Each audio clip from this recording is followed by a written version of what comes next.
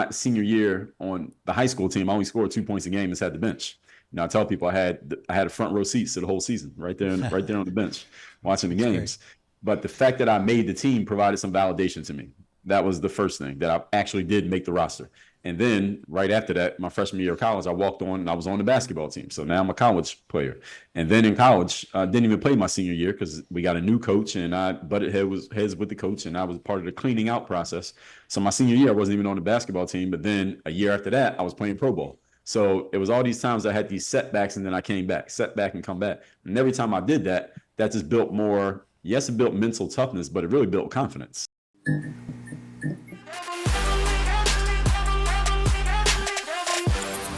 Welcome, everybody. So you want somebody who can actually change your game and maybe help you live a better life, then you need to hear from today's guest. Today's guest is a former professional basketball player turned personal motivator, TEDx speaker, and he has countless pieces of content, thousands of pieces of content that have helped over 1 million people in more than 50 countries live a better life. This is Dre Baldwin, and you have to hear what this man has to say because he quite literally could change how you see yourself and how you approach your everyday. So it's Dre all day. Dre, welcome, buddy. Welcome to the show. I'm excited to be on here with you too. Thank you for having me on. That's great. We are so excited to have you on here. So I've been watching a ton of your stuff. I've been kind of stalking you. You probably can feel my presence on all of your stuff, and you have a lot. But I love the story that you tell about. Just gonna go right in here. When you were 14 years old and you had another friend who was 14 years old who was a really good basketball player and he gave you some really good advice. Can you talk about that? Yeah, you did your research. So I'm trying to remember who that was. Okay, now I remember. She's very good. It was my 8th grade or middle school classmate, Brandon, and he was the best player in our middle school. And we were about to go to different high schools for 9th grade. So at the end of 8th grade, I just asked him for some advice and he told me 2 things. He said, number 1, you got to stop playing scared. And number 2, need to go buy a game. Now, stop playing scared, I understood, and he was right. And number 2, buy a game. I never heard that before. And he went on to explain. He said, Dre, you just don't have any skills. You can't dribble, you can't shoot. You don't grab any rebounds. When we play basketball, you basically stand in one spot, and that's all you do. And if you get the ball, you shoot it, and sometimes you make it, sometimes you don't. But you're not bringing any skills to the table. And he was absolutely right. And I was humble enough to accept his advice and applied it over the next 20 or so years. And those were the seeds of where work on your game came from. And that's work on your game. That's your program. And I think so you actually kept trying to play basketball, right? So you tried out 3 times and it didn't come through, but you kept trying. And I wanted to ask you, what made you keep trying? Why basketball? Yeah, so high school, I tried out 4 times. I made it once. So I was 1 out of 4. So if I was playing baseball, that's not bad. But that's true. Playing basketball, if you're not on the team after your at least the 3rd try, usually most players quit. So for me, what I like to tell people, Stacey, is that I was dumb enough to keep trying. No, it obviously worked. Yeah, the great thing is, and I have told people this as well, Mark and Stacey, is that because social media didn't exist at the time, that was actually good for me because had I been able to look at social media and see all the other kids my age who were already creating some success at that point in basketball, I would have been comparing myself to them, and it might have caused me to quit. I don't know if it would have, but it might have. And at the same time, the way that I didn't make the team 3 years in a row, who knows? I might have been getting ridiculed on the internet for not making the team. So all of these things could have happened had social media existed. The good news is I was limited to just the people I physically knew, which is not nearly as many people who know my name or know about me or can hear me now. So it was actually good that I was kind of in a sheltered, I guess we could say, relatively speaking, environment to where I could fail in peace. So then by the time I got there in the senior year, You had this thing about you. Good senior year. Yeah. But I mean, you had this thing about you, where you kept just practicing and practicing and practicing. And wasn't there a friend of yours too that came up to you and said, "Why do you keep practicing basketball? What are you doing?" And that's kind of as I saw all of your stuff, I kept thinking, what kept you going? What made you keep doing it? Well, yeah, it was everybody in the neighborhood who would say that. It wasn't one person. Just say you're out here practicing, but you don't have any success. What are you doing? It's not translating. And they were 100% correct. Again, they were right. Now, again, had there been 1 million people saying that or 10,000 on the internet, again, it might have affected me more. Being it was only maybe 30, I was able to work past it. So what made me keep going was, I had tried other sports at that point. So I tried a little bit of baseball for a couple of years. My dad was a youth baseball coach, still actually to this day, still coaches baseball. 30 years after my career ended, and he still coaches. And I tried a little bit of football, never really played seriously. And I never really looked at any other sport as a possibility. There's a beautiful tennis court right next to the basketball court in the neighborhood that I'm from that nobody ever uses it. I think I would have been a good tennis player because a lot of things you need for basketball, speed, agility, and as a solo sport, so you can practice a lot by yourself. I think I would have been good at tennis, but where I come from, nobody played tennis. So there was no inclination to even try. Right. And there was no other sport that I knew of that I could have played. So basketball was the last shot. If I was going to do something using my body, it was going to be basketball. That was the last chance that I had. And everybody where I'm from plays basketball. So that's the reason why I stuck with it, because I didn't have anything else to do. I knew I wasn't going to be like I have a sister. She's a year older than me, and she was an amazing student, excellent student. I knew I wasn't going to be that. I was going to be good enough in school, not amazing. So basketball was my one chance to be significant, I think. My aim for significance was going to be through basketball. And even though the success wasn't happening yet, Stacey, I figured that this must be the best. If I'm going to do it, this is going to be the route that it happens. Does that fall in line with what you talk about, finding your super you? And it's part of it. Part of Absolutely. finding your confidence. Yeah. Yeah, because what the super you is about, Mark, is about unlocking and living with your highest level of confidence. And that starts with the way that you see yourself in the mirror. It starts with who you decide that you're going to be as a person. And I think the first person I heard really explain anything like that was reading Seven Habits of Highly Effective People, Right. Stephen Covey. Sure. And he had an example in there of picture yourself 5 years from now walking towards you in the street. What do they look like? How do they walk? How do they talk? What do people say about them? What's their energy? How are they carrying themselves? And you need to start conducting yourself as that person right now. And that was what I started to build in my own mind. I had this imagination, or this imagined image in my mind of who I was going to become as an athlete, even when there was nothing in my tangible reality that said that that was going to happen. So that was really a mental process that I was doing before I was able to articulate and explain it. I mean, like, is that like your parents, or like, is it just intrinsic? Where does like, it come from? Because I know there's so many kids who will stop trying, and I don't know if maybe it's just today, but I think there's a lot of people in general who, if they fail a couple times, they just stop trying, right? I mean, Sure. what you did was really sort of different. I think I don't see it that often. I think so as well. And that was a thing even back in the day, that someone would try a thing a couple times and they would quit. And nowadays it's the same thing. People try a couple things and they quit. And I'm glad you brought that up, Stacey, because in Napoleon Hill's book, Think and Grow Rich, he talks about the 6 basic human fears. And when he wrote it, it came out at the height of the Great Depression. So the number one fear he listed was the fear of poverty, because people were worried about losing their money, because that's what was happening. And one of the other fears on the list, that if he was to write it again today, I think this would be number one, is the fear of criticism. And a lot of people don't do things these days because they don't want to be criticized or ridiculed or made a meme out of on social media, because they don't want to get the backlash from everybody else for trying and failing. A lot of people don't try things because they don't want to fail publicly. And it's not because they can't achieve. It's not that they can't keep showing up. It's just they don't want to keep showing up and coming up short. And especially if you don't have a track record of success. So if I was to try something today, for example, Stacey and Mark, and it fails, and a bunch of my followers, let's say, know about it, it wouldn't bother me that much, because I know that they know I have a track record of success to stand on. So I don't feel that bad about it. Right. But if I was brand new and nobody knew me, and I was coming out of nowhere and failed immediately, fell on my face, well, that's a little bit more difficult, because I have nothing to lean on that says you've done this before, you can do it again. Yeah, that's funny you say that. That was my first question I wrote down, is young versus old. Like, we have dealt with adversity. We have created that foundation to say we know what to expect even in the worst of times. We know we've gotten through the worst of times. What advice do you have for the 13, 15, 19-year-old that hasn't?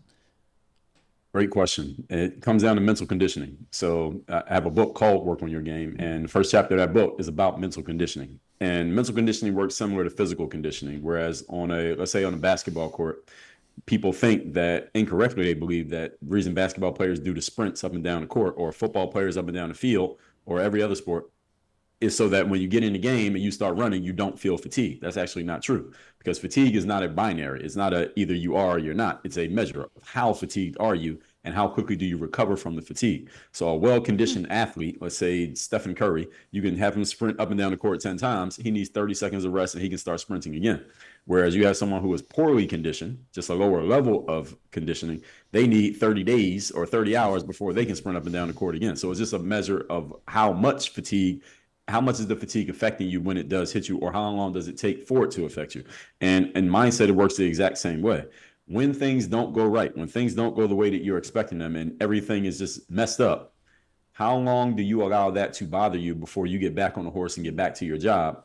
And some people, they can be annoyed for 90 seconds and they get back to the business, whereas other people, they will quit right there and never come back, or they need 90 days or need 9 weeks before they come back to the thing. Like, there are people who are, maybe some people listening to this today, they may not want to admit it, but they are still allowing themselves to be held back by something that happened to them 3 years ago. And that's a measure of how mentally conditioned are you. It's not a yes or no, it's just a measure of how much. And how do you get that mental conditioning then? Because can it be learned, Yes. or is it just sort of something that you're born with? That was absolutely learnable, because mindset is the foundation of all success, is the foundation of all failure, and the foundation of all mediocrity. So the mental conditioning is all about how the subconscious mind is programmed. And the subconscious mind is programmed through 3 specific things, and 3 only. There's repetition, there's immersion, and there's emotionalization. So any one of these 3 things, repetition is just telling yourself the same thing over and over and over again. You tell yourself anything enough times, even if it's a lie, you will come to accept it and you will live it out. Okay. Immersion means immersing yourself. Think about if you jumped into 8 feet of water. You're completely immersed in the water, and you're probably only focused on, how do I navigate in this water? If you can't swim, how do I get out of here? And if you can swim, you still have to focus so you don't drown in the water. So immersion is basically crowding out any other consideration besides the thing that you were involved in. That's what, if anybody ever been to a 12-step program or a rehab program, the whole purpose is to immerse you in an environment so that you can't focus on what got you in there in the first place. And the third one is emotionalization.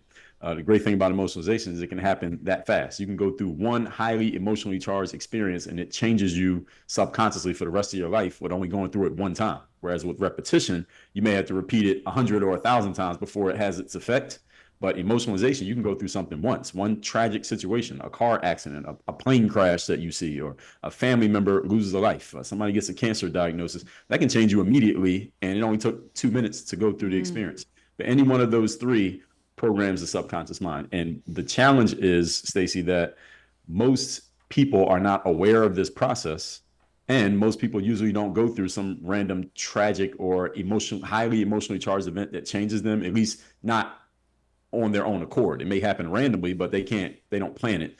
And because of this, most people end up being conditioned by default, which means you're conditioned by whoever you're around and whatever you're around. And unfortunately, since most people are average by definition, most people get conditioned to be average. Whoa. Can I just dig on? I don't know if you have a question, but I just want to dig into that second, because I know, like, yesterday I was feeling like so stressed. I'm moving the studio, just making it like real world. Yesterday I was like just feeling like, oh God, I have this to do, I have that to do, I have this to do. But I knew that I was starting to like become negative, right? I was starting in my brain to like start to go down this like bad path. So I just had to stop and say to myself, okay, you need to change your mindset, right? Because I know it's so important, because I listen to people like you, Dre, all the time. I'm trying to figure this out. Which one of those would I use on myself? Would it be repetition? Like, this is really great. This is really great. This is awesome. This is positive. Like, here's the good stuff. Here's the gratitude. Like, would that be the thing? Like, how would I personally do? That's kind of what I did, here's the positive things, but what do you think? Well, it worked. If it worked, then I would say just do it. But what I would say is actually a different answer, is because what you need to do is change your mindset in a moment. And the first thing that we got to go back to the basic here, change is instantaneous. All right, change is something that happens in a moment. So if I just said to everyone now and YouTube, Mark and Stacey, picture an elephant in your mind. All right, you got it? All right, picture a basketball. All right, picture a NASA rocket. Okay, you see how quickly you got that image in your head just as soon as I said it? So change is instantaneous. All right, the human brain works that fast. The mind works that quickly. As soon as you give it an image, it automatically can bring it up in your mind. The challenge for people is, and the thing that you described there, Stacey, is that you probably had done that sometime in your past. That wasn't the first time ever in your life you ever said, I need to change my mindset. And then you started doing something and it actually worked. So you already had something to call on. So it's kind of like, I'm not running right now, but I am conditioned to run outside for 6 or 7 miles in Miami heat. So just because I'm not running right now doesn't mean if you took me down there, I need to start at zero. All right. I can get out there and I can run it if I put on my workout gear and warm up because I've already done the work ahead of time. So mentally, we call this doing your homework. And I tell entrepreneurs this all the time. You thought homework ended when you got out of school. No, it didn't. It just started. So doing your homework is the preparatory work that a professional does to be ready for a situation before it happens. So mentally, mental conditioning is similar to what I said with physical conditioning.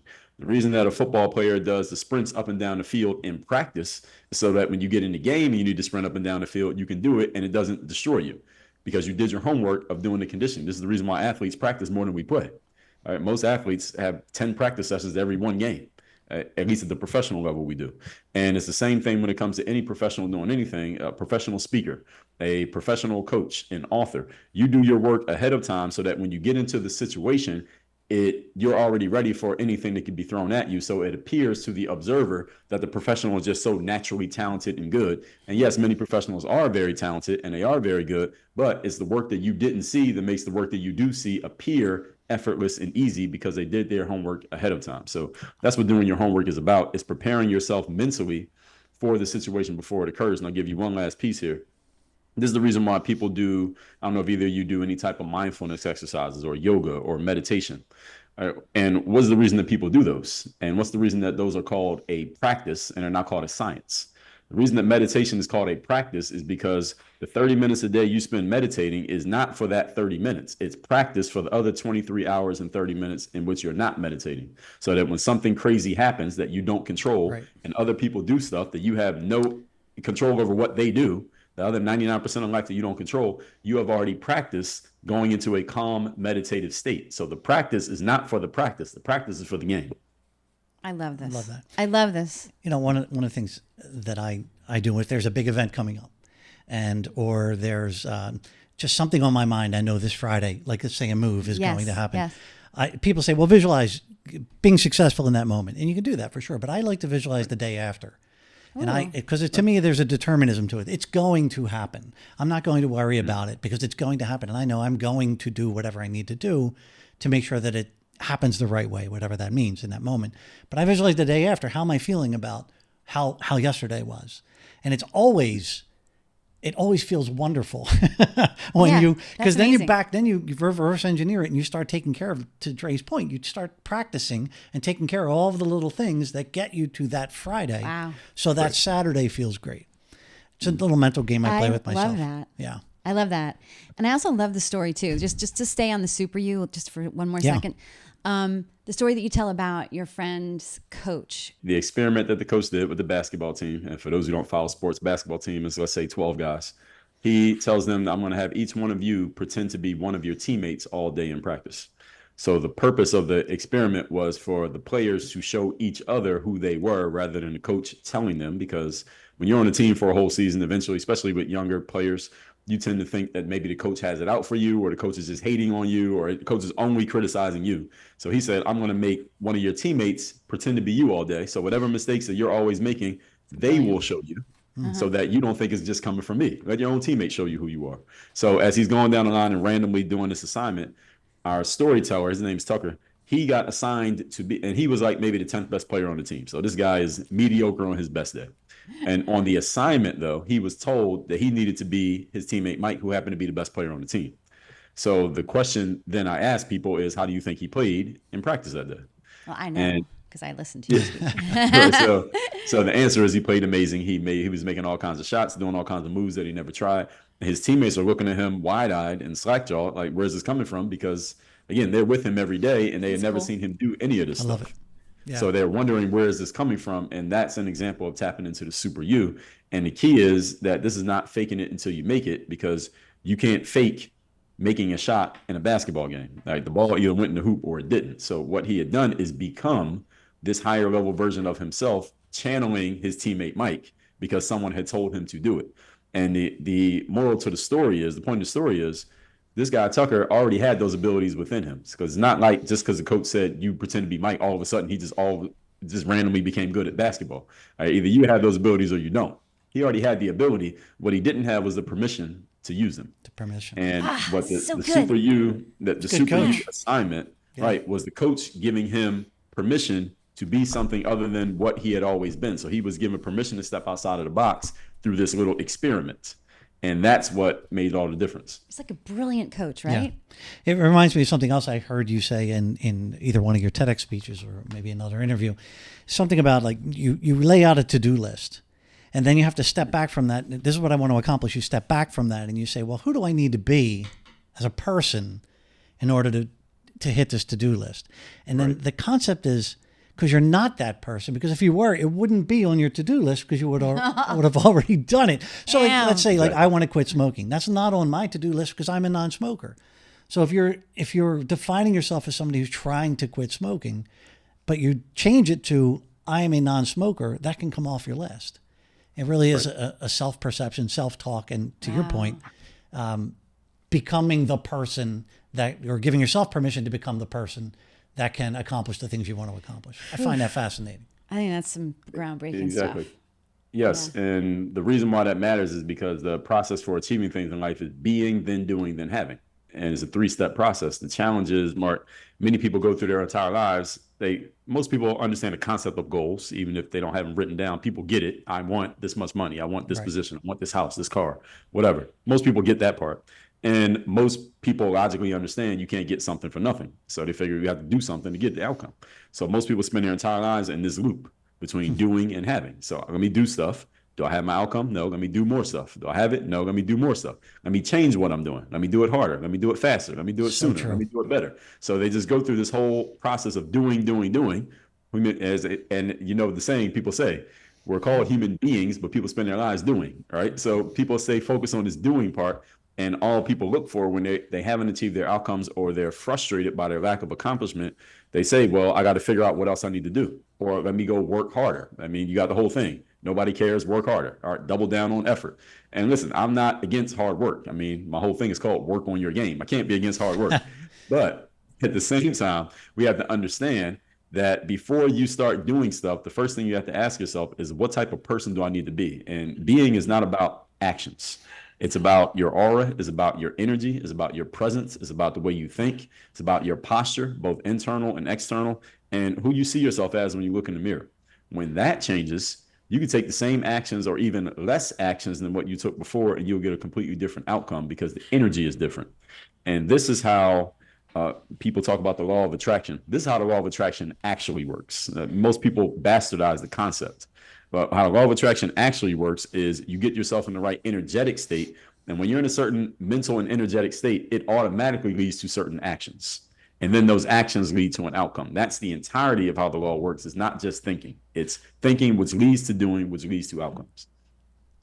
I'm like here. So excited. I'm so excited to talk to you. This is just so great. What do you tell the people who, and we all have them in our lives and we all know them, they're not ready for this message? How do you get them to see the benefit? Because I wish all the time people would feel the way I feel because of how I approach things and how accomplished I feel and how just amazing I feel, like every day, positive and self-talk and all that. It's true. How do you get people that the window's not open to that? How do you convince them? Great question. Well, you got 2 options.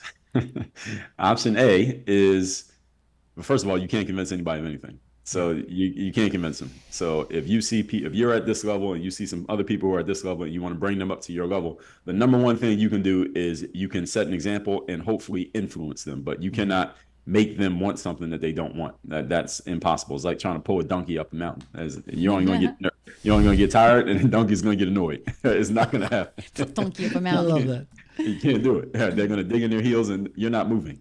So you can't get them to see it. What you can do is set the example with how you're living and what you're doing and the results that you're getting. And eventually, some of those people are going to see what you're doing and how you're doing it. And 3, 5, 10 years later, they're going to come to you and say, hey, tell me some of the books that you read, or tell me what conferences do you go to, or tell me how you do that mindset stuff you're always talking about. They will eventually come around when they're ready to come around. And unfortunately, Mark, some of those people are never coming around. They're never coming because around. People are who they are. And it is not our responsibility, especially those of us who are in this position where we are giving people the game when it comes to mindset and growth and personal development. The thing that we all have to accept is that you're talking to about 2% of the population. And 2% seems like a small amount, but 2% of 8 billion is still a lot of people. Wow. And you just have to understand that most people are not seriously interested in personal growth and personal development. Now, it's becoming more ubiquitous because social media makes it more easily accessible, and more people are kind of like, okay, that sounds like that opened my eyes a little bit, but they have to come around at the pace at which they come around. So our jobs, and I tell this to entrepreneurs all the time. So you're asking this question, I'll tell you what I tell them, is that you have two options. You can be the social activist, who, meaning you're trying to get people who are not really interested to get interested. You can do that if you want. I understand it's going to be frustrating because not everybody wants to hear it. So if you want to do that, do it. Or the other thing you can do is go find the people who are already converted and preach to the choir. So if you're running a church, for example, do you preach to the people who came to church, or do you preach to the people standing on the corner outside of the church? Who's more interested in the message? Right. That's just a question that you have to decide which one you want to talk to. You can convert either one, but it's a little bit more work if you go to the guy standing on the corner who didn't come into church. They see the church. They know you're in there. He They still didn't didn't come come in. Yeah. Right. So one of the other things you talk about that I love is the third day concept. And if you could kind of go through that and also mention like the caveats of the third day, I think that'd be really helpful for our audience. Sure. So the third day is all about showing up and giving your best effort when you least feel like it. So an example that I use is someone who hasn't worked out in a while. They have worked out before, but they haven't worked out in a while. So they have to kind of get back into it. They decide they're going to hire a personal trainer, join the gym, and start working out again. So the first day, they're really excited. New workout gear, new workout sneakers, new 25-pack of boot camp classes, and a new trainer. They show up to the gym, and the trainer is going to kick their butt. I've worked in gyms before, Stacey, so I know what we do. Our purpose when you come in, especially if you already joined, is we're going to give you that free session that you get when you join, and we're going to kick your butt in that workout so bad just so you understand how much you need us. All right, that's the point. It's kind of like a, what they call it, like sticky. It makes it sticky that you're going to stay in the gym because you already made the commitment. Even when I was selling gym memberships, I would do this to people. They would come to the gym like, I want to take a look, and I walk them through the gym, and I would have them get on equipment. And I would have them do stuff that I knew they couldn't do, so they could feel how out of shape they were. So they knew they needed the membership. So you're going to kick your butt in that first workout. You're going to drag yourself home, and you're going to say, hey, I'm doing this, because you voluntarily chose to join the gym. Second day, you got a little bit of soreness. Your upper body sore because that's what you worked on the first day. You get yourself to the gym, though. You're still excited. The gym still had the new car smell. I mean, it's only the second day. So the trainer's going to kick your butt. And the second day, you're going to work the lower body today because the upper body was yesterday. You're going to drag yourself home, and you're going to say, with just a little bit less energy, I'm doing this. Again, you signed up for this. Now, on the third day, everything starts to change. The third day, your body and mind are having a difference of opinion. This is the day that you really would like to just roll over in bed and grab your phone and text your trainer and say, just charge me for the session. I'm not coming. All right. That's what happens on the third day. Third day, you don't want to talk to the smiling person at the front desk. You don't want to hear your trainer's mouth. Your body sounds like a bag of microwave popcorn when you get out of bed. All right. You don't want to do any of that stuff on the third day, because this is when you realize that the thing that you signed up for is not one big party, and there is some real work involved, and it's going to take grit and determination. And okay, this is not just going to be as fun as it looked on the brochure, right? There's some real work involved here.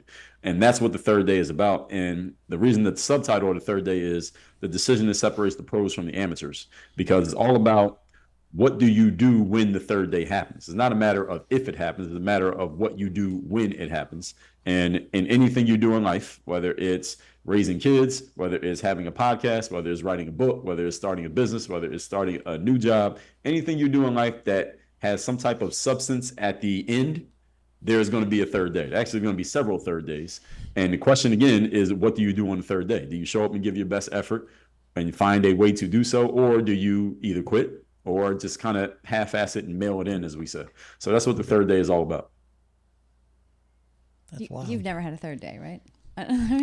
Oh, we all have third days. We all have you third just have to days. fight through it, right? I think it's cool Right. too. You talk Yeah. about like the people who wake up on that third day and go and do their thing, that Right. they don't quit. Right. See, but that's, Nothing happens to them. They don't get like accolades. They don't get rewards, exactly. right? Oh, yes. Because the that's who they disclaimers. are. Like, that's my And point. that's to who Dre's they are. point. So they're They intrinsically defined who they are. They're motivated. somebody who works out, not I'm trying to join a gym. I'm trying to get in shape. I'm someone who gets up every morning. And that's what they're saying to themselves. So that third day could be the fourth day, the fifth day.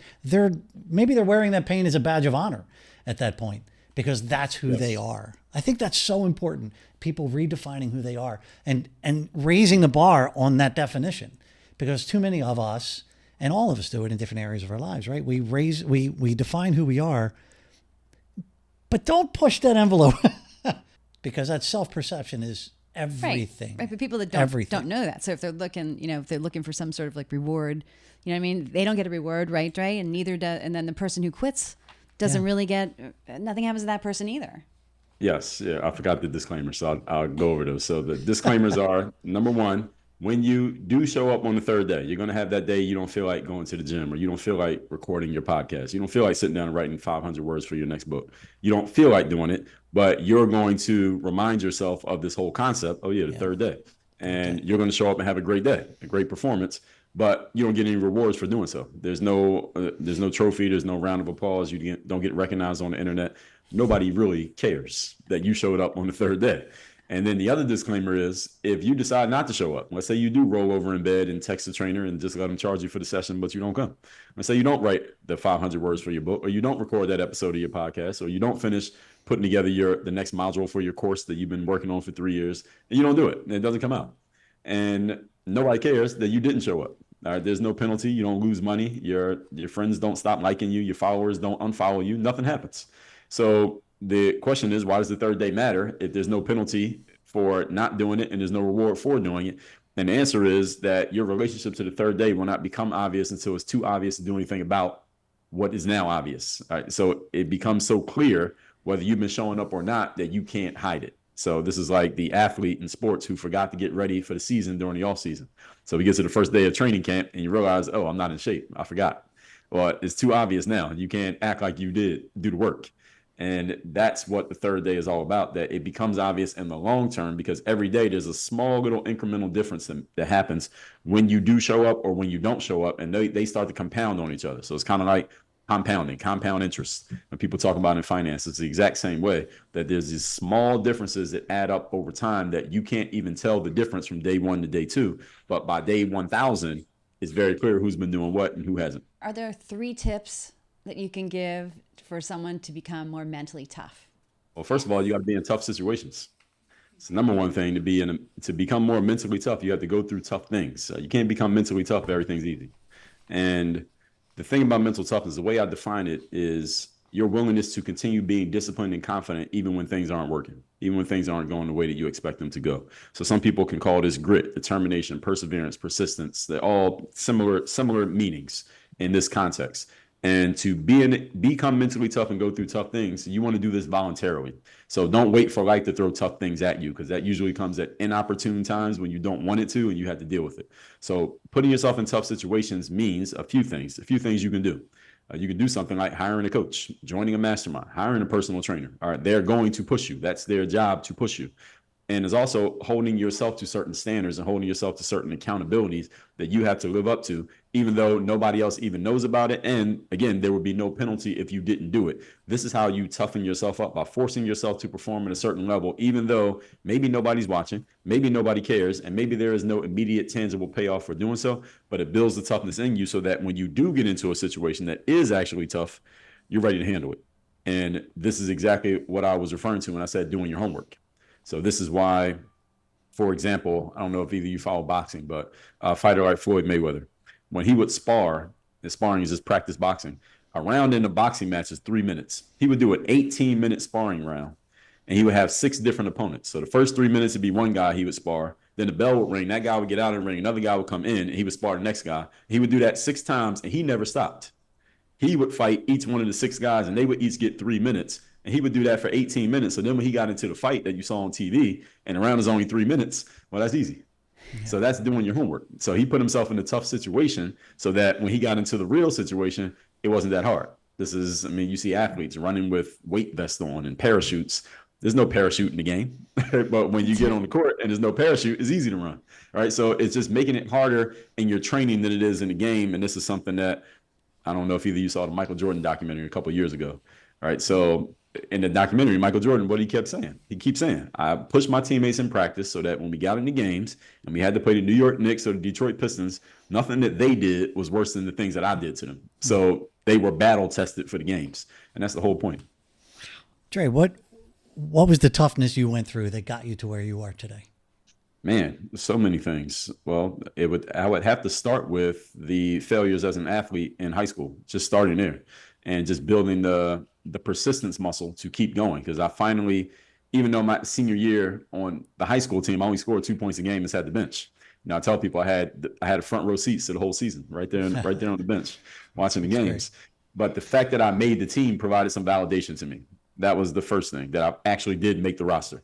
And then right after that, my freshman year of college, I walked on and I was on the basketball team. So now I'm a college player.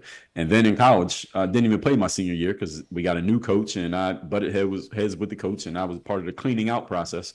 So my senior year, I wasn't even on the basketball team. But then a year after that, I was playing pro ball. So it was all these times I had these setbacks and then I came back, setback and come back. And every time I did that, that just built more. Yes, it built mental toughness, but it really built confidence. It built a whole lot of confidence in me that any setback that I face, I know I can beat it. And I just kept doing that over and over again. Even once I got into the pros, there were times where I wasn't sure there would be a next opportunity after the current opportunity. And I just had to keep coming back. And that's really where I started to build what I built here. Because there were times where I was unemployed from basketball and I started to say, okay, well, what if the phone doesn't ring again? What can I do next? And I started to build the next thing and the next thing and the next thing. And that led to where we are today. So answer to your question, what built the toughness in me is dealing with the setbacks and having a solid foundation of discipline. If I had to give it one thing, if I had to point to one attribute, it would be the discipline. And I'd be remiss if I didn't bring this up. The discipline, I have to credit that to my parents. I come from a 2-parent household. My parents were not entrepreneurs. They were not trying to groom me to be an athlete. Had I never picked up a ball, they wouldn't have cared. Their thing was, you're going to go to school and get good grades and graduate and go to college. Because my mother did eventually graduate from college, but not until I was in college. She dropped out of college to raise her 2 kids. They had kids when they were in their early 20s. And their thing was just about discipline, go to school, get what we didn't get, which was a degree. That's what they cared about. They didn't care about athletes or entrepreneurship. And both of my parents worked jobs that I don't think they were as excited to go to their jobs as the 3 of us are to go to our jobs, right? But they went to work every day. And even when my dad worked far away from home and times he didn't even have a car, he would take public transportation. And I eventually saw where he worked. I knew how far he had to go. And in the snow, I'm Philadelphia, that's where I'm from. So in the snow, in the rain, whatever, he went to work every day, even though I know he wasn't always excited about it. I know my mom wasn't always excited about her work. She would get on the phone after work when she got home and talk trash about her coworkers. I don't know who she was talking to, but I would hear her. So I knew they didn't love their jobs, but they showed up to work every day. And when people ask me where the discipline came from, the other thing I had to say about my parents is that they never preached any of this. They just did it. And as they say with kids, they don't do what you say, they do what you do. And I had to have gotten that from them because I couldn't have got it from anywhere else. I guess you're going to pass that on to your son. Absolutely. That example setting. The concept of you have to stop negotiating with yourself was something that you said. I'm a big proponent of that. Can you explain what you mean by that?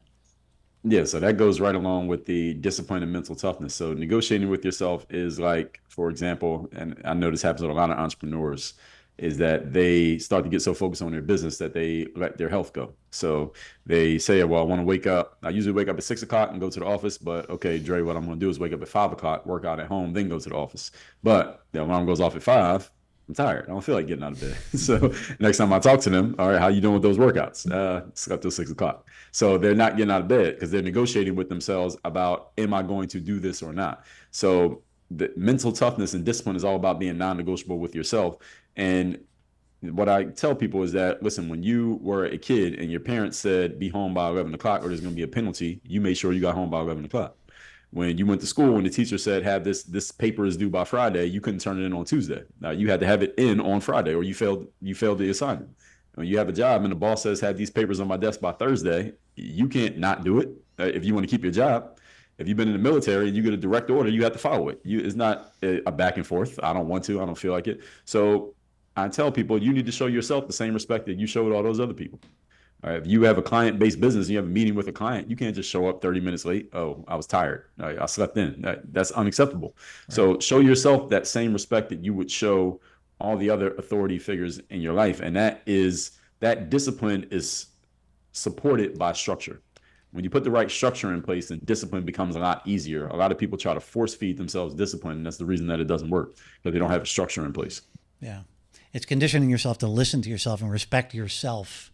Right. enough. I always use the phrase, you have to become your own mother. It's funny you said that as an example. Why mother, not That's right. father? Well, it could be your father, but for me, if my mother said do X, you did X. There was just no, There was or the no- wooden spoon came out. And my mom was shoot. the Philadelphia rule maker as Italian, well. Yes. right? So that's the way it works. So in your head now, you're old enough, but you need to become that person for yourself. Yeah, consequences for yourself. Or all you do is you condition yourself to not listen to yourself and accept failure over and over and over again. And who's going to pull you out of it? Nobody, because you turned off the one voice, the only voice that could get you to take action. I love the concept. That's why I wanted to bring it up. So you literally wrote a book on discipline. You literally wrote a book on confidence, on mental toughness, on personal initiative. Yes. If anybody wants to get the first book you wrote, like what's the one you need them to read first if they're just starting out on this journey? I would have them read Work on Your Game, because that's where I basically laid out the entire Work on Your Game philosophy, where it comes from. A lot of these stories and anecdotes I've been sharing here are in that book. So it's kind of like taking you through where Work on Your Game came from while explaining to you why I'm the one talking about it. Because it's one thing that I'm saying it, but people want to know why. Why do you care about this? So these things that you've all been asking me, great questions, led to these philosophies, led to these principles. So that book gives you a little bit of the story and all of the framework. Got it. Work on your game. I love it. Didn't you wrote 31 books, right? Technically 35, but who's 35 He's books. more prolific than we thought. And his TEDx speeches and countless interviews. How do you and have time? 35 thousands books. and thousands of pieces of content. Wow. It's amazing. Thank You must enjoy it. You can tell. Yes, Yeah, look, he's got a big Like you smile. love this space that you're in. Yeah. Yes, absolutely. So what's the future for you, Dre, and how can we help you get there? What is the future? Well, the future is we want Work on Your Game to become ubiquitous with personal and professional development, the same way that Just Do It is ubiquitous with athletic gear. So that just means getting people to hear the message, to find out about me. I would guess most of the people listening to this never heard of me before today. So I appreciate you two for sharing this platform so that they can find out that I exist. Oh my God, this has been so amazing. And I totally needed to talk to you today, Dre. Yeah. This is great. Absolutely. Where can people find you? Where you can find me, I'm everywhere online. So any social platform you prefer, I'm on all of them. All of my profiles are public. So I'm probably most active on Instagram. Instagram is just my name, @Dre Baldwin. My book, The Third Day, anybody's watching on video, is this red book right here. So The Third Day is a decision that separates the pros from the amateurs. It's all about showing up and give your best effort when you least feel like it. We talked about that at length here. You can get a free copy of it, a physical copy. We just ask that you cover the shipping. Just go to thirddaybook.com. That's all spelled out, thirddaybook.com. I love it. Oh, this has been awesome. We Thank can't you, Dre. thank you enough. This has been great. Thanks for everything. Yes. Thanks for sharing. Visit us in Philly when you come back. All right, buddy. Be well. Thank you again. Thank you, Thank you Jay. all for watching. Thank you, Jason.